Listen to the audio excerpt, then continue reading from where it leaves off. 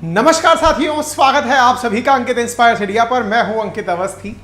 India और China की जब बात होती है तो आप लोग अक्सर कुछ ऐसी सुर्खियां देखते हैं। क्या भारत का चीन को उसी की भाषा में जवाब, साउथ चाइना सी में हमने सबमरीन पहुंचा दी, भारत के खिलाफ खतरनाक मैत्रे में कामयाब हुआ चीन, फिर हमारे खिलाफ तालिबान से हाथ मिला लेता है। हम कभी न्यूज़ सुनते हैं तो हमारी सेना को कमज़ोर करने के लिए गोरखाओं को अपनी सेना में शामिल करने का प्रयास कर रहा होता है।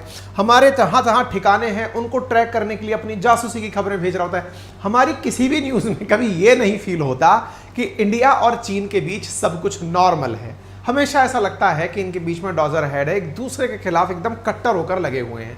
रिसेंटली भी हमने ऐसी कोई सुर्खियां कवर की हैं, जैसे रिसेंटली आपको याद होगा चीन के द्वारा, चीन की जो मिनिस्ट्री है उसके द्वारा भारतीय सिखों का मजाक बनाया गया था।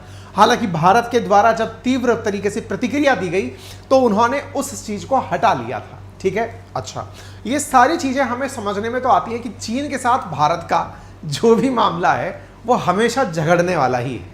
लेकिन इसी बीच में अगर ये खबर निकल कर आ जाए कि China rare praise for India, यानी कि रेयर क्यों, कभी मतलब जैसा होता है ना कि इसके मुंह से तारीफ नहीं निकल सकती, वो अगर आपकी तारीफ कर दे और विशेष रूप से इंडिया की नेवी की तारीफ कर दे तो यार ये बात तो सुनने लायक बनती है।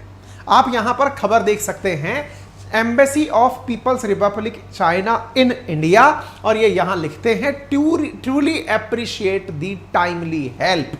ऐसा हमारी नेवी ने इनकी क्या मदद कर दी जिसके चलते चाइना हमें धन्यवाद देने आ गया। आज के सेशन में आप इसे जानेंगे, लेकिन आज के सेशन में आगे बढ़ें उससे पहले मेरे तमाम वो साथी जो तैयारी कर रहे हैं बहुत सारे कॉम्पिटिटिव एग्जाम्स की, क्योंकि रिसेंटली मैंने अनएम्प्लॉयमेंट पर एक सेशन किया था, उसमें मैंने आपसे कहा था कि स्किल्स पर फोकस करें। लोगों की डिमांड होने लगी कि स्किल्स में कभी आप सजेशन दीजिए, तो सजेशन के नाम पर मैं आज आपको एक सजेशन दे रहा हूं।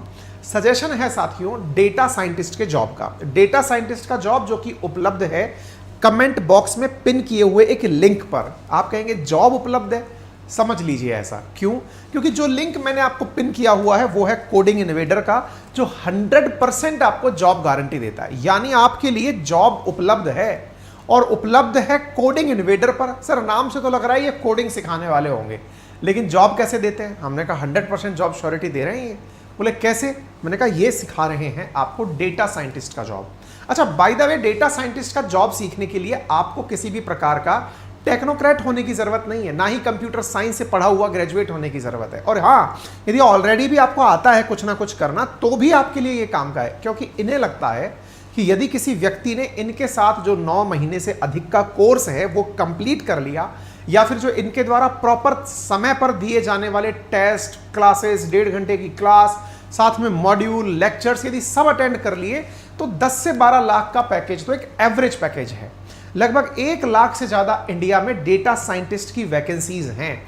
ऐसी स्थिति में जो लोग डेटा साइंस के बारे में जानना चाहते हैं, कोडिंग इनवेडर उनकी मदद करता है, उन्हें पढ़ाता है, उन्हें प्रॉपर ट्रेन करता है। सबसे इंटरेस्टिंग बात यह है कि जो बच्चे इनके यहां पर पढ़ाई कर रहे होते हैं, कोडिंग इनवेडर से सीख रहे होते हैं डेटा साइंटिस्ट का जॉब, बिगिनर यानी स्क्रैच से लेकर के एकदम टॉप लेवल तक, उन्हें ये पूरे रास्ते सजेस्ट कर रहे होते हैं जॉब के लिए। कंपनीज के साथ इंटरव्यू सेटल कर रहे होते हैं, और उन इंटरव्यूज के माध्यम से बच्चे अपना जॉब पा ही जाते हैं। इनके पास नौकरी करने के लिए, यानी कि यहां से पढ़ करके जो जॉब प्लेसमेंट उठाए हुए लोग हैं वो 36-36 लाख रुपए सालाना का पैकेज उठाए हैं, ऐसा इनका कहना है। क्योंकि इन्हें लगता है कि 30 से ज्यादा ये प्रोजेक्ट पूरे बिजनेस केस स्टडीज के करवाते हैं, 1500 से ज्यादा असाइनमेंट करवाते हैं, और जब कोई व्यक्ति इतना कुछ कर लेता है तो 100% जॉब गारंटी तो आ ही जाती है। ये गलत धारणा दिमाग में मत बिठा लेना, आपने फीस दी, आपने कोर्स खरीदा तो अब तो जॉब लग गया, आराम से 8 लाख रुपए साल के आना शुरू हो जाएंगे, मिनिमम 36 लाख रुपए का काम। पैसे से आप जॉब नहीं खरीद रहे हैं, इनका काम आपको स्किल सिखाना है इन लोगों की तरह जिन्होंने भी ऑलरेडी इनके साथ पढ़ करके जॉब प्राप्त किया है। 100% जॉब गारंटी है, लेकिन उसके लिए आपको जो लर्निंग है वो डेटा साइंटिस्ट की करनी होगी। अच्छा, इन्होंने अपने लिए विशेष रूप से अंकित इंस्पायर इंडिया के जो ऑडियंस है उनके लिए कोर्स में 35% का शुरुआती 250 कैंडिडेट्स के लिए ऑफ भी रखा है। यदि आप में से कोई भी साथी ऐसा है जो चाहता है कि वो पढ़ाई के साथ साथ जॉब की तैयारी कर ले, तो AII35 नाम से कोड है, वो आप यूज करें और दिए गए कमेंट और जो डिस्क्रिप्शन में लिंक है वहां जाकर कोर्स में 35% का डिस्काउंट शुरुआती 250 स्टूडेंट को दिया जा रहा है। बढ़े आगे, चलिए जानकारी देते हैं। कहां से शुरू होता है भारतीय नेवी की तारीफ होना, उसकी बुनियाद पर चलते हैं।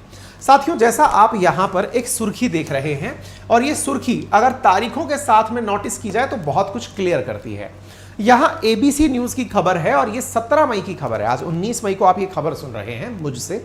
17 मई की खबर क्या है कि स्टेट मीडिया जो चाइना की है उसने रिपोर्ट किया। स्टेट मीडिया बोले तो चाइना का सरकारी समाचार पत्र, उसने लोगों को बताया, क्या बताया कि इंडियन ओशन में उनकी एक बोट डूब गई है और उसमें 39 लोग सवार थे, वो भी डूब गए हैं।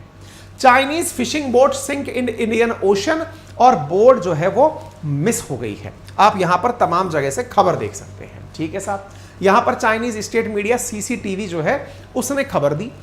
39 लोग जो डूबे उनके अंदर 17 लोग चाइना से थे, 17 लोग इंडोनेशिया से थे और 5 लोग फिलीपींस से थे। ऐसी रिपोर्ट निकलकर बाहर आई।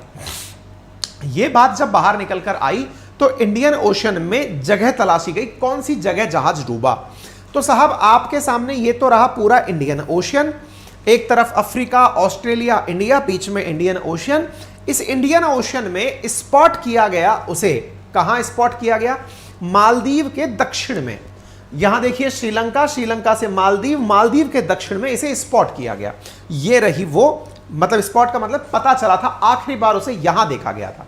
कहां जा रही थी ये, आप अगर इस ट्रैक को देखें, अच्छा ध्यान से अगर आपने सुना हो तो ये फिशिंग बोट थी। फिशिंग का मतलब ये फिश पकड़ने के लिए आई हुई बोट थी। इनके रास्ते बहुत लंबे हैं, इनकी कहानी भी बताएंगे, इनका फिशिंग उद्योग क्या है वो भी बताएंगे। देखिए मैप को अगर आप ध्यान से देखें तो यदि आप इंडियन ओशन को ध्यान से देखें तो आप पाएंगे कि ये लोग साउथ अफ्रीका के इस तरफ से, यानी कि एकदम दक्षिण से केप ऑफ गुड होप के नजदीक केप टाउन से निकल करके ये इंडियन ओशन से होते हुए, ये यूं होते हुए मलक्का स्ट्रेट क्रॉस करके दक्षिण चीन सागर से होते हुए यहां होते हुए ये दक्षिण कोरिया के बुसान नामक जो जगह है वहां पर ये बोट जा रही थी। साथियों ये बोट 5 मई को यहां से चली थी। कब चली थी? 5 मई को। और इस मंगलवार को, यानी आज आप फ्राइडे के दिन खबर सुन रहे हैं तो 3 दिन पहले के अराउंड ये बात है कि ये यहां पर स्पॉट की गई थी।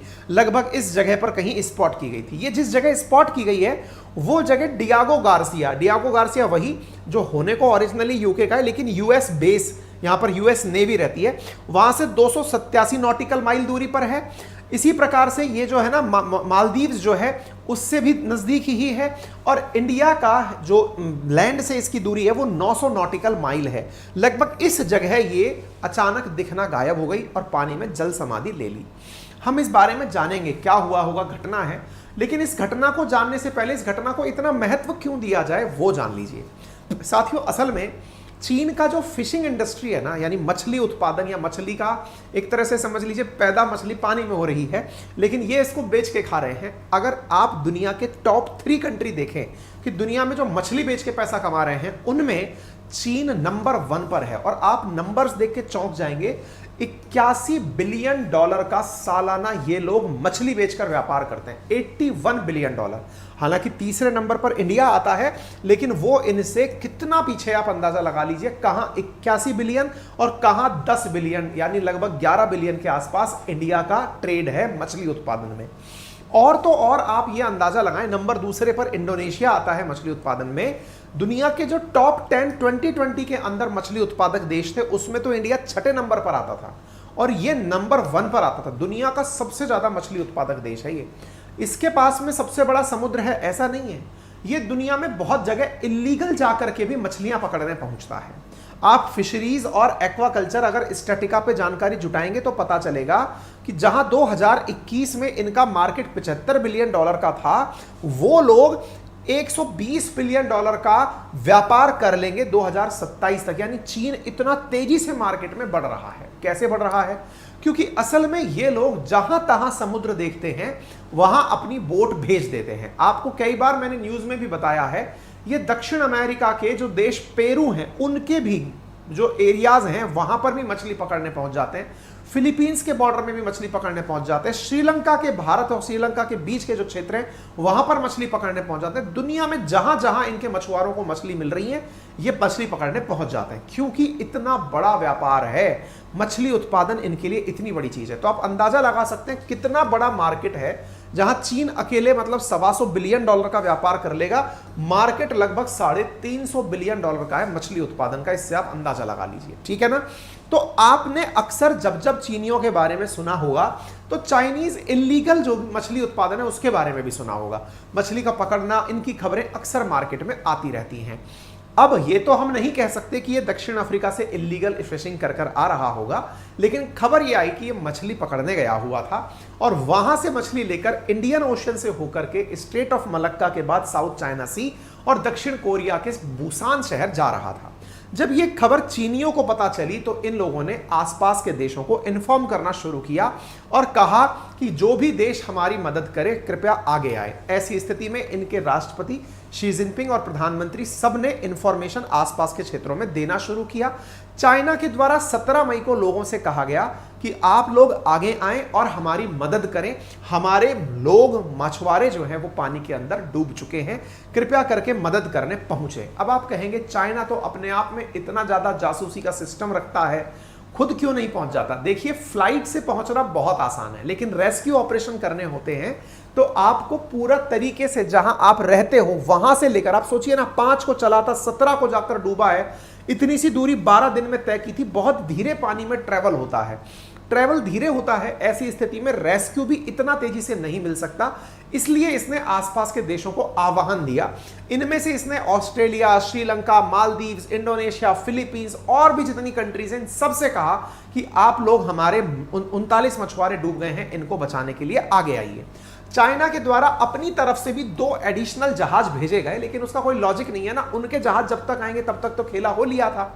ऐसी स्थिति में सारे देशों के द्वारा जब अलर्ट दिया गया तो चाइना ने इंडिया से भी कहा कि यदि आप हमारी 39 जो मछुआरे खोए हैं उन्हें ढूंढवाने में मदद कर दें तो ये बहुत बड़ी मदद होगी। इस बात को भारत ने स्वीकार किया। भारत ने इनके आंसर को, इनके जो इमरजेंसी कॉल था, इसको आंसर देते हुए अपना एक खोजी एयरक्राफ्ट लॉन्च कर दिया। भारत की तरफ से भारत का जो P-8I जो हमारा मतलब जाकर के खोजने वाला P-8I एयरक्राफ्ट है इंडियन नेवी का, जो कि टोही विमान के रूप में कार्य करता है, समुद्र के ऊपर बिल्कुल गिद्ध सी नजर रखता है। मौसम खराब भी हो तो भी ये टर्बुलेंस के नीचे भी लोगों को ढूंढ सकता है। ये अमेरिका का प्रोडक्ट है और हमने इसे बहुत बड़ी डील में लिया था।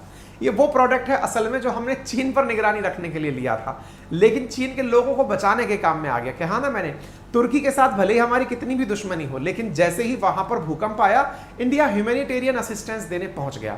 अफगानिस्तान के अंदर रह रहे तालिबान ने भारत के लिए कितना भी कुछ बुरा सोचा हो, हमारे हाईजैक किए हो हमारे विमान, उसके बावजूद भी भारत ने मानवीय सहायता से कभी पीछे नहीं हटा है। यही तो भारत को दुनिया से अलग बनाता है। ऐसी स्थिति में भारत ने तुरंत अपना टोही विमान भेजा कि रुकिए, हम आते हैं। और भारत ने 900 नॉटिकल माइल दूर अपना एयरक्राफ्ट केवल ये ढूंढने के लिए कि कहां फंसे हैं आपके लोग। इसके लिए 18 मई को आप देख सकते हैं इंडियन नेवी ने अपने द्वारा जानकारी देते हुए कहा कि हमारे सर्च एंड रेस्क्यू ऑपरेशन जो है वो पूरी तरह से स्विंग में है और हम लोग काम कर रहे हैं। इसी के आधार पर इंडिया वहां पहुंचता है, डूबे हुए वेसल के आसपास से 2 लोगों को रेस्क्यू करता है। आप इधर देख सकते हैं, ये वही P-8 है जिसे हम लोगों के द्वारा डिप्लॉय किया गया था जब डोकलाम फेस ऑफ चल रहा था चीन के खिलाफ। आज ये इंडियन ओशन में जाकर के चीनियों की मदद करने पहुंचा है।